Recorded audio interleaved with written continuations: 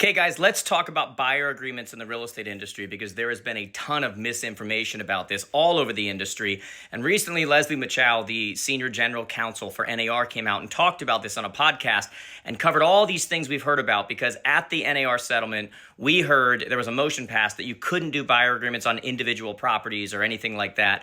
And yet it turns out, yes, you can. That is allowed as long as it doesn't break your state laws. For example, California, lo and behold, has a minimum 3-month rule. Leave it to California to make their own rules. But you can do buyer agreements for individual properties. You can do them on percent. You could do them on flat rate. You could do them on hourly, whatever it is that you and the buyer agree to that does not break your state rules.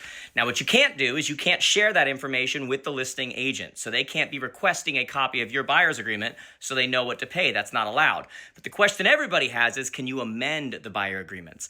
Because in so many cases, you're going in with your buyer and the seller is giving out a higher percent or a higher amount than what your agreement is with the buyer. And so people are like, well, can't I just amend it since that's going to be paid on their end anyway? And the answer is kind of no, but kind of yes, meaning that no, you can't just do that because you have to obviously operate in good faith as an agent. But if you can justify it, meaning you spent more time, you worked more hours, you showed more houses, and you can justify it, and it's explained to the buyer, and they agree to it, and they initial the changes, it absolutely can be amended. Are any of you doing that? How are you guys handling that? Let me know. I'm interested to hear.